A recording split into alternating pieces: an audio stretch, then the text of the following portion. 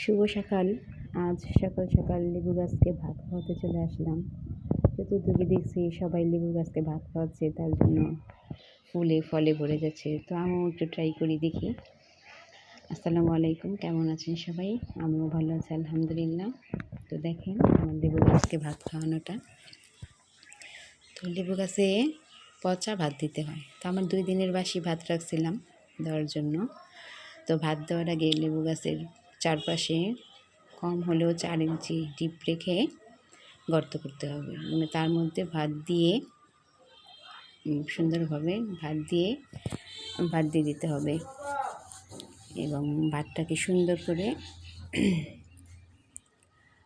মাটি দিয়ে ভালোভাবে ঢেকে দিতে হবে। সবাই খাওয়ায়, তাই আমিও খাওয়াচ্ছি, দেখি কতদূর কী হয়। ভাত খেয়ে যদি ফুলে ফলে ভরে, তো এখন আমি মাটি দিয়ে সুন্দর করে ভাতগুলো রেখে দেব, যাতে কোনো ভাত বাহিরে না থাকে, তাহলে পোকামাকড়ে আক্রমণ করবে বা পোকামাকড়ে বাসা বাঁধবে। ভালো করে সুন্দর করে চেপে চেপে দিতে হবে, যাতে একটা ভাতও বাহিরে দেখা না যায়।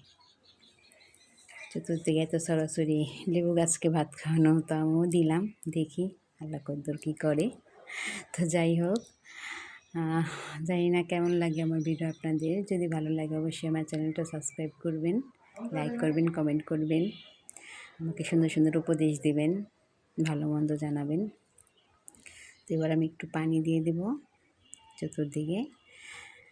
যত্ন করি, যতদূর সম্ভব পারি যত্ন করি, বাকিটা উপর আল্লাহর হাতে। উনি যা দেন সুন্দর করে পরিষ্কার করে দিতে হবে, যেন একটা ভাতও বাইরে দেখা না যায়। তো এই তো ভাত খাওয়ালাম, এখন অপেক্ষা করি, দেখি ভাত খেয়ে আমাকে কতটুকু ফলন দেয় বা কী হয়। যাই হয় পরবর্তীতে আবার শেয়ার করব, সবাইকে দেখাবো ইনশাআল্লাহ। তোমার ভিডিও ভালো লাগলে অবশ্যই আমাকে সাবস্ক্রাইব করবেন, লাইক কমেন্ট করবেন। আসসালামু আলাইকুম।